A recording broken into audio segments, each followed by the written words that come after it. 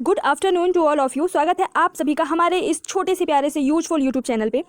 बहुत सारे ऐसे डाउट्स हैं जो एमपी पटवारी के हर एक एस्पिरेंट के मन में आता है कि आखिर हमें एग्जाम के लिए अभी से पढ़ना तो जरूर है, लेकिन उसके लिए टारगेट कितना हमको मान के चलना चाहिए कि इतने तो मार्क्स आने ही चाहिए। दूसरा एक डाउट आता है कि आखिर कट ऑफ क्या रह सकता है या कितना जा सकता है। तीसरा बहुत ही इंपॉर्टेंट डाउट है कि पर सब्जेक्ट, जैसे 8 सब्जेक्ट हैं तो उनमें हम कितना टारगेट करें और हमारे कितने मार्क्स आ सकते हैं अगर किस तरीके से उस पर पढ़ाई करें। चौथा डाउट है कि किस सब्जेक्ट में मार्क्स और बढ़ाया जा सकता है। अगर हमारे मैथ्स में अगर हमारे 18 आ रहे हैं तो हम और उसमें कैसे इंक्रीज कर सकते हैं मार्क्स को।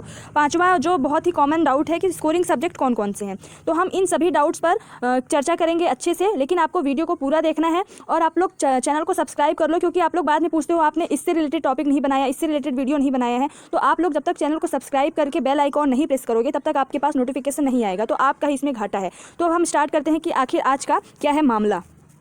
तो आखिर कितना टारगेट रखना चाहिए और कितना कट ऑफ जा सकता है, इसको मतलब आगे ये सब बताने से पहले मैं कुछ ये एल्गोरिदम लेके आई हूँ कि देखो, एक मिनट मैं जूम कर लूँ थोड़ा। देखो, ये जो सबसे पहले ये बता देती हूँ मैं कि स्कोरिंग सब्जेक्ट्स क्या हैं। स्कोरिंग सब्जेक्ट्स हैं मैथ है, रीजनिंग है, हिंदी है, इंग्लिश। जी हाँ, इंग्लिश भी स्कोरिंग सब्जेक्ट है। इंग्लिश को आप थोड़ा सा ट्रिकी, मैं इंग्लिश की 1-2 दिनों में ही बहुत अच्छे से, जैसे कि कल मैं मैथ्स की स्ट्रैटेजी वीडियो लेके आई थी, कहाँ पढ़े कुछ अच्छा और क्या कर सकते हैं, शॉर्ट नोट्स वगैरह का, उसी तरीके से इंग्लिश का भी 1 या 2 दिन में मैं लेके आऊँगी। अगर उतना उस तरीके से आप कर लिए तो इंग्लिश में आप आराम से मतलब 20 से 22 पा सकते हो, और 20 प्लस पाना किसी भी सब्जेक्ट में वो स्कोरिंग सब्जेक्ट अपने आप में हो जाता है। तो मतलब इंग्लिश में बहुत ही अच्छे से आप कर सकते हो। तो देखो, मैथ्स में आप स्कोर करोगे, जो आएगा आएगा, और फिर वो मतलब कि उसमें सिर्फ कॉन्सेप्ट आपको पढ़ने रहेंगे। रीजनिंग में कर सकते हो, हिंदी में, इंग्लिश में, ये चारों स्कोरिंग सब्जेक्ट है। आपको प्रॉब्लम कहाँ आ सकती है कि थोड़ी बहुत जीएस में, मतलब साइंस में आ सकती है। जीके में इतनी प्रॉब्लम तो नहीं आएगी क्योंकि उसमें एमपी का ज़्यादा वेटेज रहेगा प्लस करंट अफेयर्स का, तो आप उसको अच्छे से थोड़ा सा स्मार्ट स्टडी करके आप ला सकते हो। कंप्यूटर में आ सकती है थोड़ी बहुत।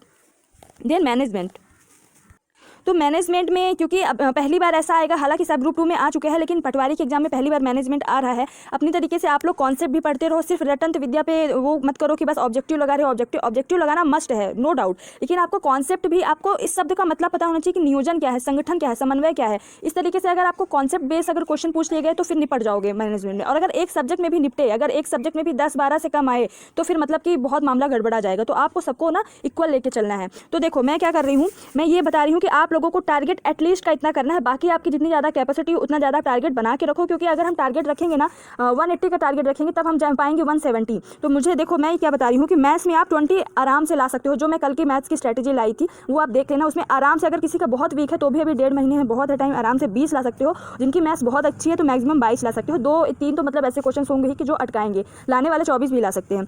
रीजनिंग में भी आप आराम से मैराथन्स देख देख के 20 ला सकते हो, मैक्सिमम 22 लाओगे। ठीक है, रीजनिंग कैसे लाएंगे तो रीजनिंग का भी 1-2 दिन में स्ट्रैटेजी आएगी। हिंदी की भी स्ट्रैटेजी आनी बाकी है 1-2 दिन में, क्योंकि अभी मैं मैथ्स को और जीएस का बता दी हूँ इंपॉर्टेंट टॉपिक। हिंदी में भी 22-23 आराम से हिंदी में आ सकते हैं, सबके आएंगे हिंदी में। ठीक है, इंग्लिश में जैसा कि मैंने बताया है कि 1-2 दिन में वीडियो आने वाली है, तो 20 से 22 इंग्लिश में आप आराम से ला सकते हो। और बाकी antonyms, synonyms, one word substitution वगैरह मैं पढ़ा रही हूँ, तो वहाँ भी आप जाके देख सकते हो।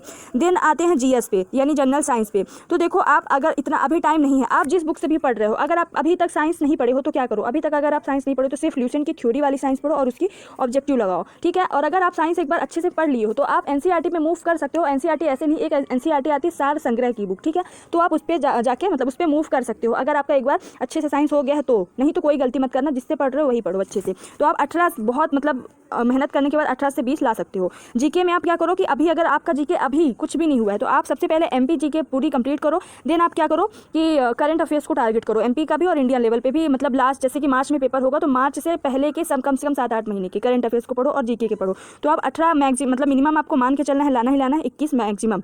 मतलब मैक्सिमम तो कितना भी ला जा सकता है, पर जीके में मुझे नहीं लगता कि 21-22 से ज़्यादा कोई ला पाएगा।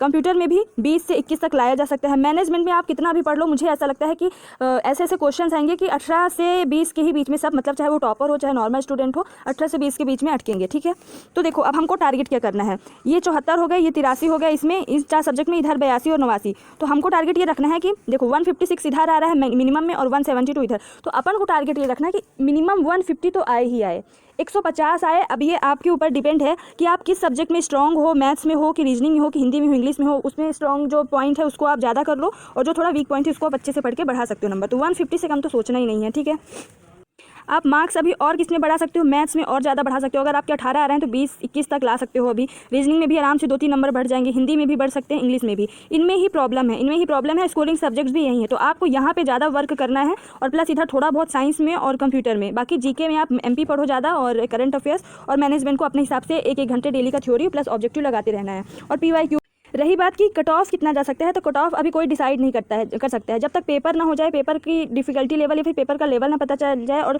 मोस्टली स्टूडेंट्स के मार्क्स ना पता चल जाए, तब तक कट ऑफ को डिसाइड नहीं किया जा सकता। बट हमको इतना मान के चलना है कि 150 तो मतलब क्रॉस लाइन है, डेड लाइन है। अगर 150 के नीचे आए तो अपन गए, ऐसा अभी मान के चलना है। बाकी तो वो पेपर का अगर लेवल टफ रहा तो कम जा सकता है कट ऑफ, और है ना, अगर ज़्यादा कम बहुत ज़्यादा पेपर इजी रहा तो बहुत ज़्यादा जा सकता है। तो अपन को 150 तो एटलीस्ट मान के चलना है। बाकी कट ऑफ डिसाइड करेंगे एग्जाम के बाद। Thank you so much. जय हिंद, जय भारत पे ज़रूर ध्यान देना।